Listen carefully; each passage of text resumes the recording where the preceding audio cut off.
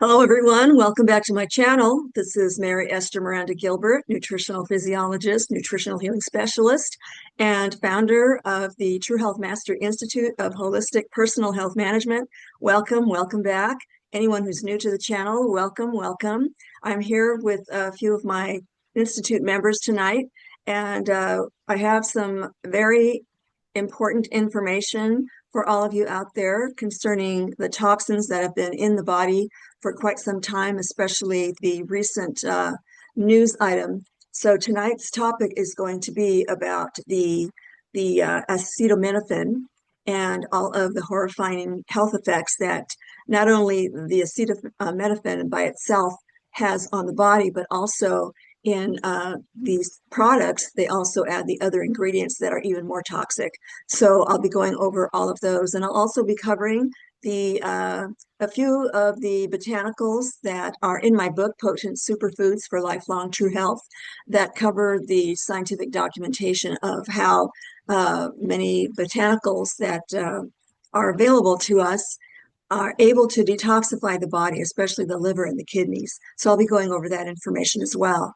And also I'm going to mention a couple of the chemical dyes that are synthetic that are now being taken out by many corporations at the request of the Health and Human Services Secretary.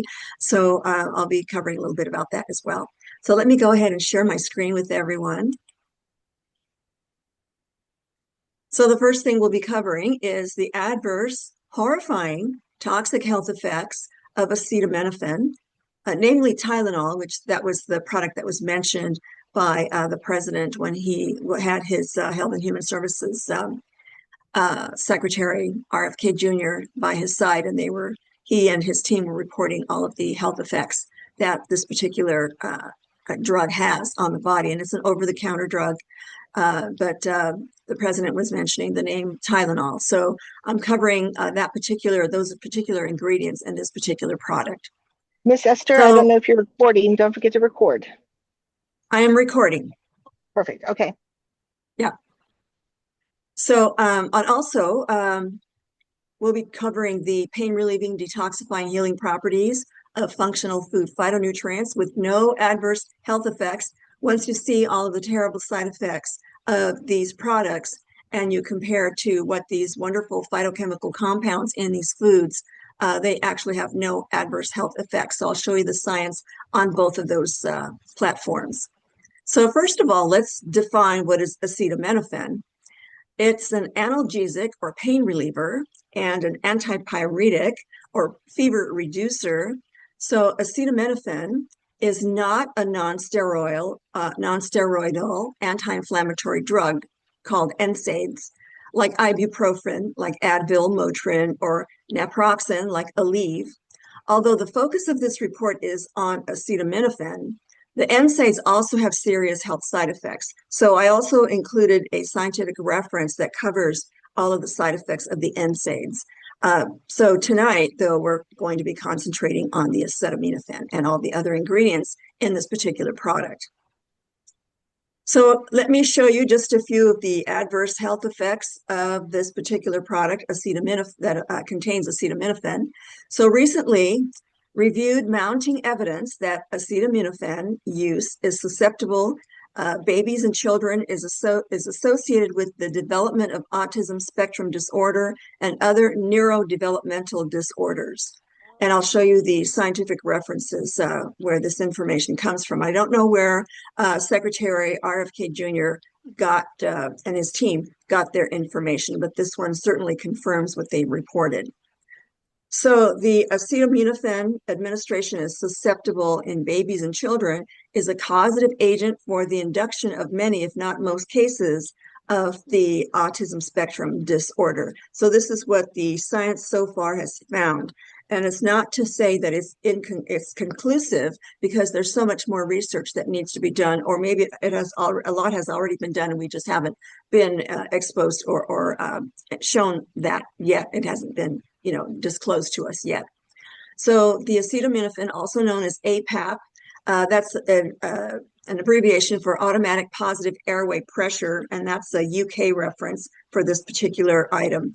Its use in babies and children was assumed to be safe during the 1970s, despite the fact that it targets brain function and was never shown to be safe for neurodevelopment. So in other words, the FDA did not conduct enough research to and then allowed this to be out on the market before proper investigations were done or scientific research was done on this particular item. Also, circumcision of males, often performed using APAP as an analgesic, is associated with a twofold increase in the risk for early onset infantile autism spectrum disorder. APAP use in Denmark, Finland, South Korea, and other countries have documented an increased incidence of ASD in thousands of children. The incidence of ASD has steadily increased as direct-to-consumer advertising and perhaps other factors have driven up the use of pharmaceutical products. Maternal use of APAP during pregnancy is associated with long-term effects that include lower IQ, increased ASD, and increased ADHD in their children, attention deficit hyperactivity disorder in their children. Levels of APAP in cord blood are associated with ASD, and APAP use in adults temporarily blunts social trust and awareness, emotional responses to external stimuli, and the ability to identify errors, indicating that the drug targets regions of the brain affected in patients with autism spectrum disorder. So APAP is known to be highly toxic in the presence of oxidative stress, and that means when your cells are starting to deteriorate due to toxins in the body or stress chemicals that are interfering with how a cell functions.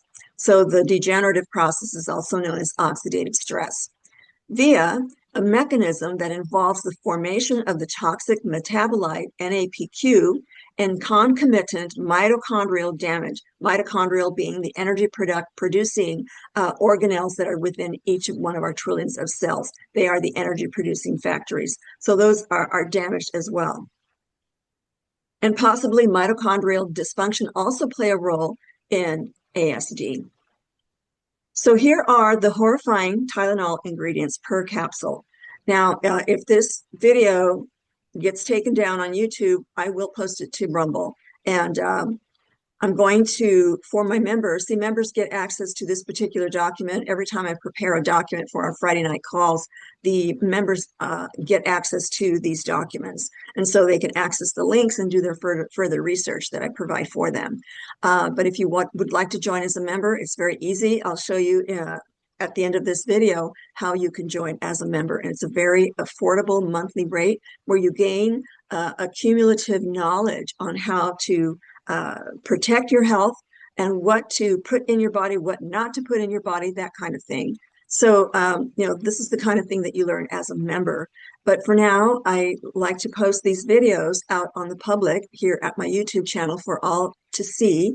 And but as far as getting more information, especially after the video recording is turned off, then our members and I have even further educational, insightful conversations. So I do encourage people to join the Institute.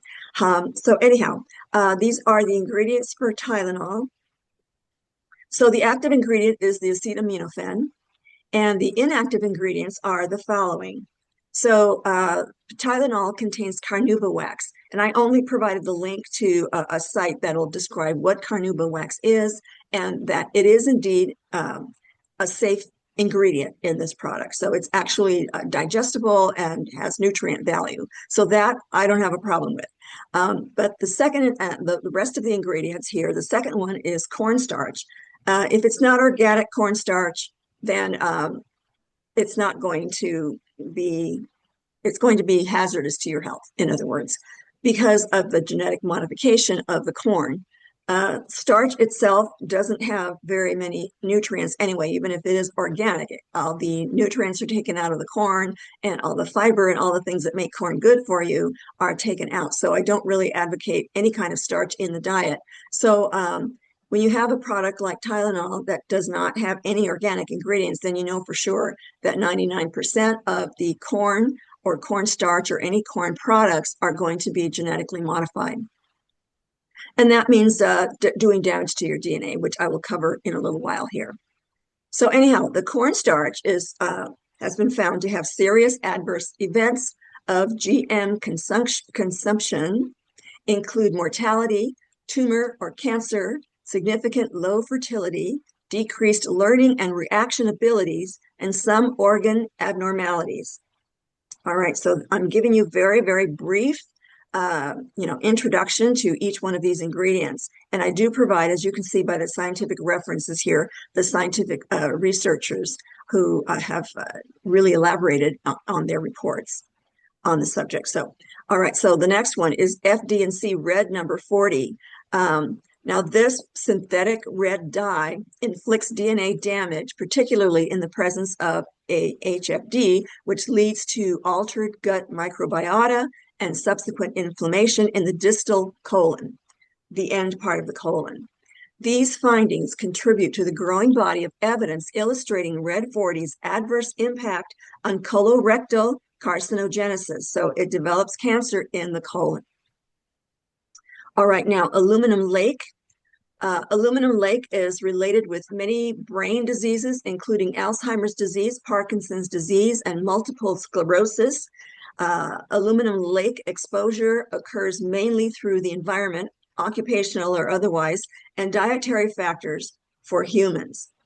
So now we have hypromellose, and it's a traditional pharmaceutical excipient widely exploited in oral sustained drug release matrix systems. So classified as a safe excipient, in other words, it keeps all the ingredients together, by the FDA, HPMC, and its derivatives are safe and well-proven traditional excipients used for the formulation of matrix tablets and capsules for many years. So anytime you see the word cellulose or OSE, O-S-E, it's a type of fiber, and this one happens to be classified as safe. Now we have magnesium stearate. That's also a safe ingredient used in supplements. So the magnesium, it's what it is the magnesium salt of a fatty acid called stearic acid. It's been widely used for many decades in the food industry as an emulsifier, binder, and thickener, as well as an anti-caking, lubricant, release, and anti-foaming agent. It's present in many food supplements, confectionery, chewing gum, herbs and spices, and baking ingredients. Magnesium stearate is also commonly used as an inactive ingredient in the production of pharmaceutical tablets, capsules, and powders. Studies indicate a lack of genotoxic risk. In other words, it does not have any risk for your body, posed specifically by magnesium stearate consumed at current estimated dietary exposures. So this is another safe ingredient that's in this product. Now we've got the modified starch, and that's another GMO implied ingredient since it's not organic. So a number of animal studies show serious health hazards connected with GM foods, demonstrating that means GM means genetically modified, demonstrating infertility, immune problems, speeded aging, insulin regulation, and alterations in various organs and the gastrointestinal tract. Okay, so we do not want these genetically modified, especially the starches, in the body. They go straight to the DNA, and the DNA is altered. And once your DNA instructions that run your entire body and every single one of your trillions of cells, once a cell gets damaged, then it's going to start replicating in that damaged way, and pretty soon you have a tumor growth and eventually forms cancer. So there's a lot of natural interventions that I talk about all the time, and also that are explained in my Potent Superfoods book. So you don't have to worry. I will introduce to you in a moment some really great superfoods that are known to counter the effects. Now here's another dangerous, very toxic ingredient that I see in so many food items. Be sure to read your labels if you're not buying organic, because chances are you're going to have a lot of these toxic ingredients that are in your food products. So ethylene glycol is highly toxic and represents an important cause of poisonings worldwide. Toxicity can result in central nervous system dysfunction, cardiovascular compromise, elevated anion gap metabolic acidosis, and acute kidney injury. So it's going to mess with the active electronically charged healthy cells in your body and cause kidney injury. Many states have passed laws requiring addition of the bittering agent denatonium benzoate to ethylene glycol solutions to reduce severity of exposures. So various kinds of benzoates, some of them have been shown to be non-toxic. They are also in a lot of food items, packaged food items that it's been shown to be a good preservative, but it's not a nutrient. And why put something in your body that isn't a nutrient? So out of 1,564 adverse reactions reported, 919 were neurological problems, and 770 of these were neuropsychiatric in nature. So in other words, it affects people's mental health as well. Now we have powdered cellulose. Cellulose powder is safe for most people at typical exposure levels found in processed foods. The easiest way to consume fiber, though, is from whole food sources like fruits, vegetables, grains, nuts, and seeds, things like that. So you're going to get not only the right types of fiber, you're going to get the vitamins and minerals and the chemically pure water of these fresh foods, and the phytochemical compounds that are known to have so many detoxifying, antioxidant, anti-inflammatory, and DNA repairing properties in these whole fresh foods. So cellulose powder, they had to add that in addition to the starches. Why? I don't think it's necessary, but they just like to throw that in for good measure. It's probably quite profitable too, but we won't go into that because many companies profit widely from these types of ingredients. Okay, so, and they're not our friends, So now we've got the next item, pre-gelatinized starch. I also included a link for that for further study. Modified cornstarch, derived from maize, which is corn, has been modified in various ways to enhance stability in the manufacturing process. Pre-gelatinized starches, like dried cooked starches, are highly digestible. So in other words, they've taken enzymes to break down these normally indigestible starches, like the tough fiber outer coating of many of our foods, like the broccoli and, things that we can't break down. Our bodies cannot break down those kinds of fibers. But if it's been pre-gelatinized or pre-digested, then the body has a better chance of utilizing that as a sugar if it can break it down all the way down to the fundamental glucose level. Okay, so consumption of excess quantities of raw starch has resulted in obesity and iron deficiency anemia in human subjects. So there's this cascade effect. It requires many minerals in the body to try to metabolize these highly refined starches and sugars. And so, iron deficiency is one of the main problems because how it leaches minerals out of the bone and probably out of the blood as well, which is iron rich. So now here's another variation of the other one up here, the polyethylene glycol. They also throw in propylene glycol. Reported adverse effects from PG include central nervous system toxicity, hyperosmolarity, hemolysis, cardiac arrhythmia, seizures, agitation, and lactic acidosis. So we've got ways the body will try to utilize the fluids that you take in. So it could probably cause some swelling, edemic type of conditions. Hemolysis, breaking down of blood in the system unnaturally, abnormally. Abnormal heart rhythms. And seizures, obviously it's affecting that nervous system. Agitation, and of course, if a person is going to be in that kind of hazardous condition, then it's bound to affect their ability to process information and to handle stress. Lactic acidosis. So in other words, when you exercise a lot and you haven't exercised in a while, you'll get sore muscles. And that's the lactic acid buildup that your body could not utilize fast enough to burn the calories that you need to move the muscles. So the lactic acid builds up in the muscles temporarily. As you know, sore muscles can go away, it goes away in a few days. So your body reabsorbs that lactic acid into it's a form of stored carbohydrate. So your body breaks it down and utilizes it as blood glucose to fuel your cells in your brain. So lactic acid is very, recyclable in the body. But if this particular item will cause the lactic acidosis, then it will cause pain and inflammation and create an acidic condition a low pH in the body, which always means inflammation. So patients at risk for toxicity include infants, those with renal or hepatic insufficiency, that's kidneys and liver insufficiencies, epilepsy, and burn patients receiving extensive dermal applications of propylene glycol containing products. Okay, so I think these items should be banned. Consumers should rise up and protest these companies and even boycott these companies and demand that they take these products out.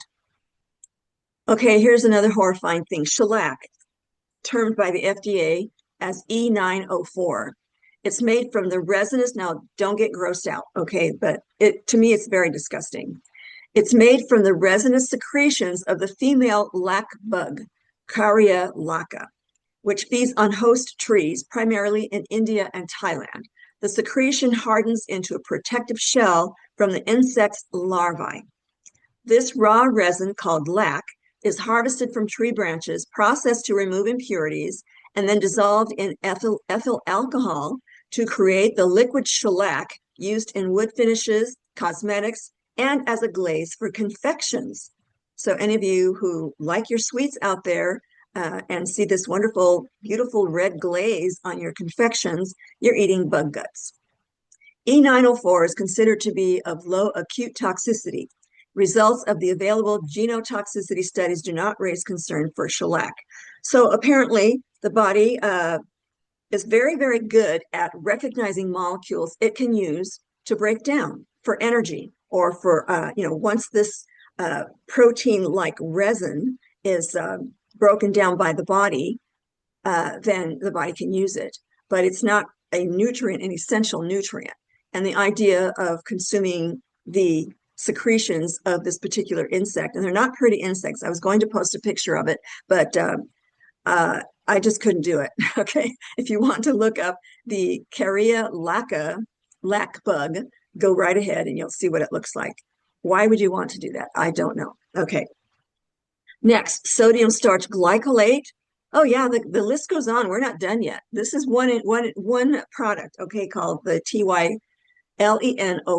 If I say it out loud, then I might get taken down from my channel, which it's been done before. I was taken down for a whole week and I couldn't do anything on my channel for a whole week. All right, so now we have sodium starch glycolate. It's primarily derived from potato, but occasionally derived from corn. Again, potatoes and corn that are not organic have a very, very high chance of being genetically modified. So anytime you have a genetically modified organism, like in the food stuff, it's called a frankenfood as far as I'm concerned, because the DNA is so altered that it can damage our own DNA. As our own DNA deciphers the DNA of the plant foods that we eat, it can sometimes utilize some of the gene sequences in those plant DNA. But in this case, if it tries to utilize something in a genetically modified plant, then it's going to do some damage to your DNA. That's already been proven. There are plenty of studies out there that show that. Okay, it's a pharmaceutical ingredient used primarily as a dissolution excipient for tablets and capsules. It works as a disintegrant and a gelling agent, so it helps dissolve, the item that you're taking in. The use of sodium starch glycolate in drugs and dietary supplement products has been shown to increase the effectiveness of active ingredients as the compound helps improve overall bioavailability. It absorbs water rapidly, resulting in swelling, which leads to rapid disintegration of tablets and granules, to summarize that. Okay, so last ingredient, titanium dioxide. Authorized for use in creamer formulations to thicken their texture, and in fish, instant drinks, and confectionery products to enhance their flavor. Studies on rodents and human volunteers indicate that once titania passes the intestinal barrier, it reaches the bloodstream and is then transported to vital organs. If oral consumption of the oxide's nanoform exceeds the recommended limit, it can accumulate in tissues and induce irreversible damage. The harmful effects observed on rodents include stomach and intestine inflammation, liver cell necrosis, destruction of the liver cells, lesions to cardiovascular tissue, actual cuts and deep lesions in the heart tissue, enhancement of anxiety disorder, progression of colon tumors, and nephrotoxicity in kidneys. Again, I am quoting the peer-reviewed, highly credible scientific research. I am not a medical doctor. I do not prescribe, treat, or diagnose. I am an information provider. I do the scientific research and I share information to as many people as possible. So be careful what you're putting in your body. And those of you who are, as a result of this report in the Oval Office, many people went out and videotaped themselves taking this product in defiance and even in pregnancy. So please do not do that. That is a very dangerous thing. You're playing with your infant to be born health and well-being, and or worse, something worse could even happen, God forbid. So you out there who are doing these ignorant things, educate yourselves and be careful. All right, that's all I can say here, and maybe I won't be taken down on this YouTube channel for saying those things, but it's of high concern. It should be of high concern to everyone. Okay, so here's some more information on this particular product, also known as APAP in Europe, that they didn't talk about in their report.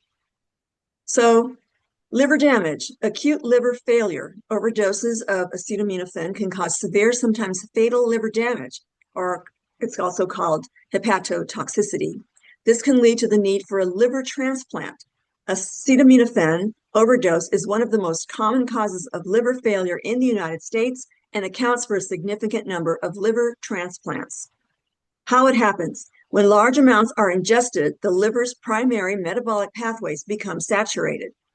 The excess acetaminophen is processed via a secondary pathway which produces a toxic metabolite called NAPQI. The liver's protective stores of the antioxidant glutathione are overwhelmed, allowing NAPQI to damage liver cells. So it overwhelms your liver's capacity to protect itself via the antioxidant it produces called the glutathione molecule. Chronic use: some studies indicate that repeated high-end therapeutic doses up to 4,000 milligrams per day may cause asymptomatic elevations of liver enzymes in some individuals, particularly those with other risk factors like alcohol use. So, things can get pretty complicated if the person is already not very healthy and they're also abusing their body with substances. Cardiovascular and renal side effects. So the heart, the blood vessels, and the kidneys. Increased blood pressure. A 2024 study published in Arthritis Care and Research found that long-term acetaminophen use in older adults was associated with a higher risk of hypertension or high blood pressure. Heart failure. The same 2024 study linked repeated acetaminophen used to an increased risk of heart failure in older adults. Chronic kidney disease. Long-term use of acetaminophen is associated with an increased incidence of chronic kidney disease. In overdose cases, acute renal or kidney failure can also occur. Now, it also affects the gastrointestinal tract. Peptic ulcers and bleeding. Journal articles report that chronic high-dose acetaminophen use is associated with an increased risk of gastrointestinal bleeding and peptic ulcers, similar to the effects of non-steroidal anti-inflammatory drugs. And as I said at the beginning, this call is not about the NSAIDs, but I will follow up in a subsequent one and cover the NSAIDs. They're just as horrifying, everyone. Now, dose-dependent risk. Research shows that the risk of gastrointestinal bleeding increases with higher daily doses. There's neurodevelopmental concerns. Controversial link to ASD, ADHD. Several observational studies have found an association between prenatal acetaminophen exposure and an increased risk of neurodevelopment issues such as the attention deficit hyperactivity disorder and autism spectrum disorder. Hematologic malignancy, possible association with heavy use. A prospective cohort study in the Journal of Clinical Oncology found an association between high-frequency, long-term acetaminophen use and an increased risk of incident hematologic malignancies such as myeloid neoplasm and non-Hodgkin's lymphomas. Okay, so now we've got allergic and other rare reactions. Skin reactions, severe skin reactions, while rare can occur and include conditions like the Stevens-Johnson syndrome, toxic epidermal necrolysis, and acute generalized xanthomatous pustulosis. So, yeah, these are really gross skin reactions. General side effects, common but typically less severe side effects can include nausea, vomiting, skin rashes, and hypersensitivity reactions. Now, contextualizing the risks, it's crucial to remember that many side effects are dependent on dosage, duration of use, and individual risk factors. Now, considering how much damage even one dose can do, are you really willing to put your health at risk? There are so many better things to put in your body that will have the same effect, and I will show you in a moment. Acetaminophen, or APAP, has long been the most commonly used drug for the treatment of pain and fever around the world. Acetaminophen is capable of causing dose-related hepatocellular necrosis, the death of liver cells, responsible for nearly 500 deaths annually in the U.S. alone, as well as 100,000 calls to U.S. poison control centers, 50,000 emergency room visits, and 10,000 hospitalizations per year. As an over-the-counter and prescription product with the opioids, acetaminophen toxicity dwarfs all other prescription drugs as a cause for acute liver failure in the United States and Europe, but is not regulated in any significant way. So it's time for us to not allow this. We need to contact our representatives and make them push these laws to ban, these kinds of ingredients in products. So here's, according to the liver tox research, the acetaminophen toxic antidote is a nutrient known as N-acetylcysteine, shortened as NAC. Now, NAC is a modified amino acid that's derived from the food we eat, right? The protein foods we eat, our bodies break them down to amino acids, and we build everything back up into our own tissues using these amino acid building blocks. So it's a modified amino acids that's used as an antidote for acetaminophen overdose to prevent hepatic or liver injury. Acetylcysteine is a hepatoprotective agent, protects the liver, and has not been linked to significant serum enzyme elevations during therapy or to instances of clinically apparent acute liver injury. So it's a very safe, very well-known counter effect antidote for toxicity from this particular acetaminophen. So acetylcysteine, which is pronounced acetylcysteine, is used to reverse the toxic effects of acetaminophen overdose and prevent acute liver failure again. So, and acetylcysteine can be purchased as a nutritional supplement. You can go online and right away you see it. And so it's available to anyone who wants to purchase it. Now, this is something that in the long term might cause dry membranes in the nose or, dryness as you try to breathe, things like that. But that's easily remedied. It's not something you want to take as a supplement forever. All right, so and then considering how safe it is, that is the only side effect because it's a nutrient that acts on the body in certain ways, and it's going to, either help your body get rid of excess moisture, right, or other items that it does that we can go over in another call sometime. So I don't want to go on the sidetrack on it right now, but just know that the scientific data is clear. Hospitals use it all the time. All right, so the pain relieving properties. I'm going to change our view here. I'd like to see everyone. There you go. Now I see everyone. Okay, so now the pain relieving healing properties of functional food, the phytochemical compounds in these wonderful plant kingdom with no adverse health effects. So I've taken just a few, two handfuls of some of the wonderful biochemical compounds in these everyday foods that people should have in their home all the time.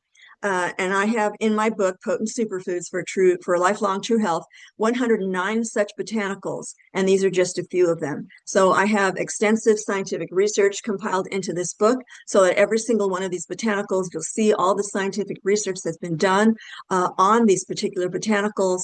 And these particular ones, I did a search in my own book, and I pulled out the ones that have a special pain relieving properties. So I just started with the A category, went down the alphabetical list, and I thought, okay, I think if I list all 109, then I'll be here all night. But so I just thought I would list a few just so that there are plenty of natural foods out there that have anti-inflammatory and therefore pain relieving, healing properties. Not only do they tone down the inflammation, they heal the root cause of the problems. So there are many causes for pain and inflammation, but mostly you want to just stick to only foods that have been grown, and freshly harvested in nutrient-rich soils, nutrient-rich environments, and balanced ecologies, which is the organic foods.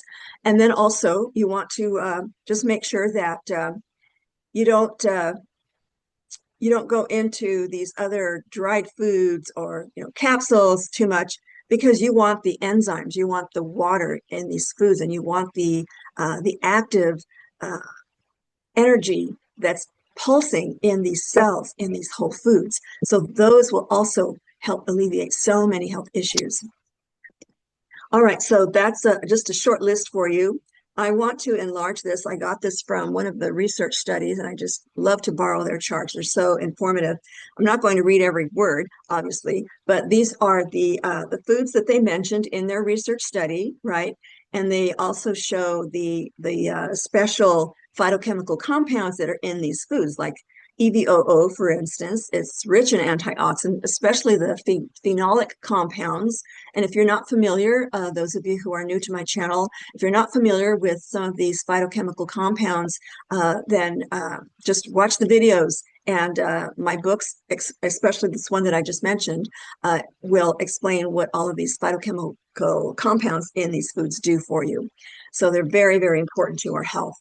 All right, so they have, obviously, it has other nutrients in it. So the fruits are also high in the polyphenols. Now, these are huge classifications major classifications of subclassifications of these foods. So it's not just one classification when I say phenolic compounds or polyphenols. They are many, many subclassifications in these items. All right, so now the nuts contain all sorts of essential fatty acids and all kinds of minerals and vitamins that are so essential. And the vegetables, they're rich in things like flavonoids, carotenoids, isoflavones, indoles, vitamins, minerals, high levels of fiber. So these are, and water, purified water. When you have a plant, it's going to take up nothing but chemically pure water, and that's the best type of water. You have to drink water, of course, but in these foods also there's an important amount of water.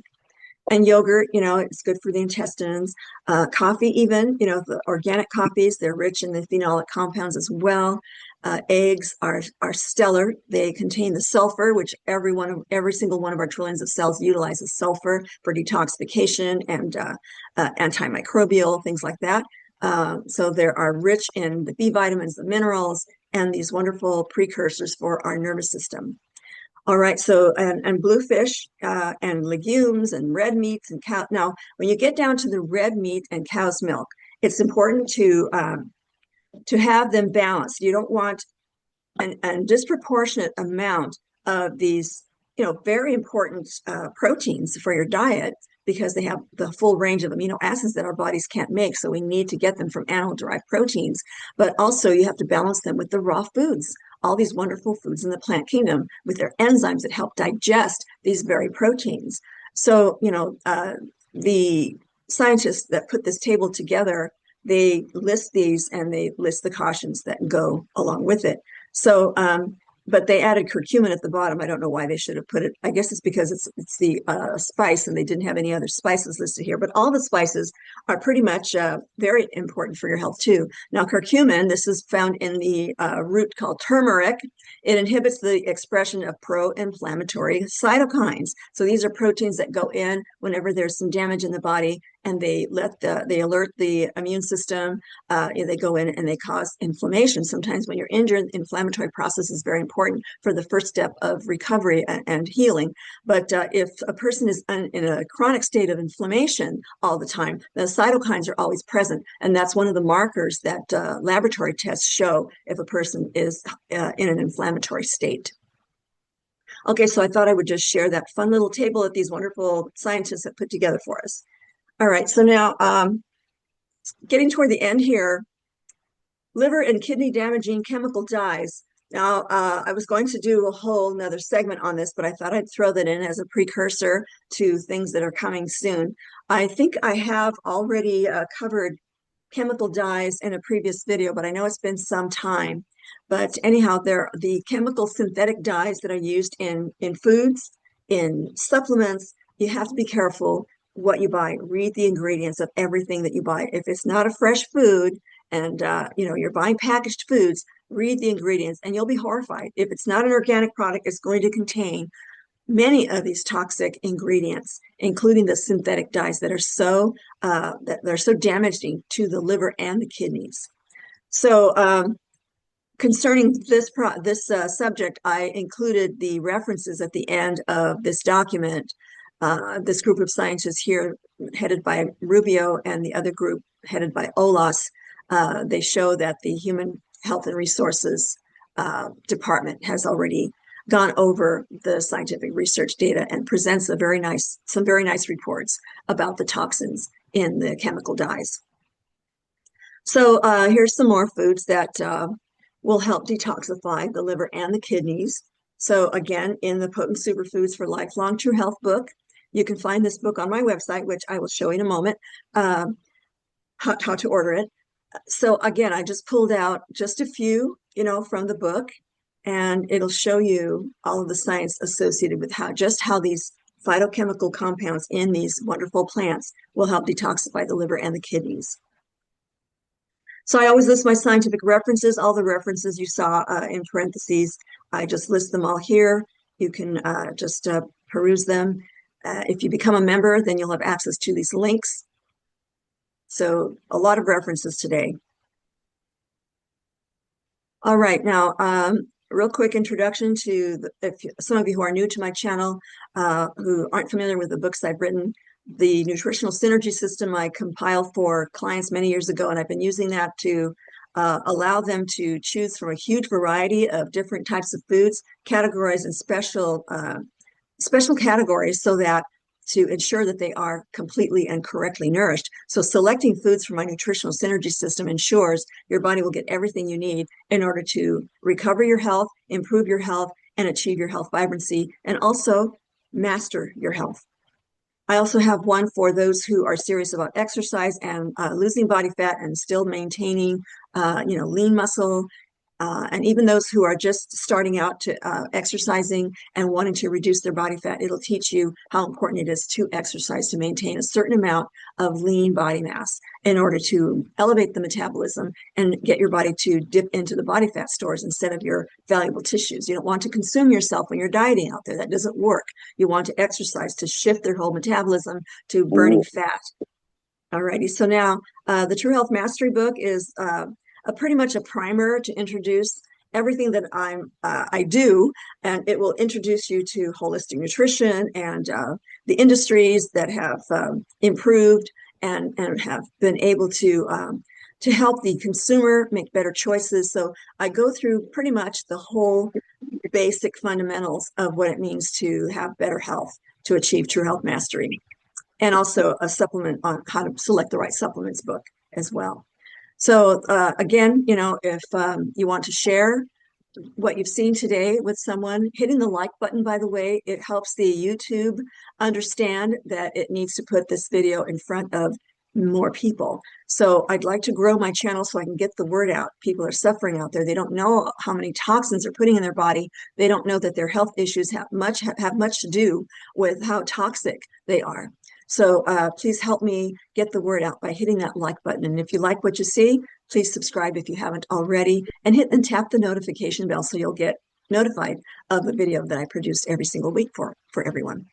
I'm also on Rumble if you want to go there. Also, again, like I said, if you want to join the Institute of Holistic Personal Health Management, which I'm sitting here with my members, my wonderful dedicated members, you know, we're waiting for you to come join us. We welcome you. We can't wait to meet you. So this will help you build your optimal health vibrancy and to really master your health. Alrighty, so I have an online course associated with my Nutritional Synergy book, and you can enroll on that as in that course as well. So the Nutritional Synergy book is kind of like the textbook that goes with the course. You can take the course without getting the book, or you can get the book without taking the course. But if you get both, then you'll have the knowledge you need to truly transform your health and teach others. So that's what I'm trying to do here. I'm trying to get people to get knowledgeable enough so they can turn around and be the change that they want to see in the world, right? And they want to be an inspiration to so many others who desperately need us. So, okay, I'm going to show you how to enroll in the True Health Mastery Institute. And so I just went to my website, holisticchoices.com. And on the side here, you click on True Health Mastery Institute. And this will describe all of the perks and the advantages of being a member and just what exactly it is that we do here. And if you'd like to join, you just click the join button here. It's very easy to enroll, and it'll take you right to the enrollment page. And if you'd like to enroll in the online course, then you can also, select that as well. But I wanted to show you one more thing here. In order to enroll in the online course, if you want to take a look at the modules, then you can see all the different modules in it. So there's 15 modules. It's about an hour per module, self-paced. And once you complete every module, then the computer system will trigger this and send you a certificate of completion. And once you have that certificate, it'll give you that much more credibility when you want to teach others.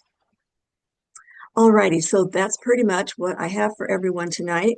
I hope you enjoyed this presentation tonight, everyone out there. And I just want to say goodnight, and I hope to see you again. We're here every Friday night, and so we hope to see you again. Thank you so much for being here. Bye-bye now. Okay, members, hold on, please.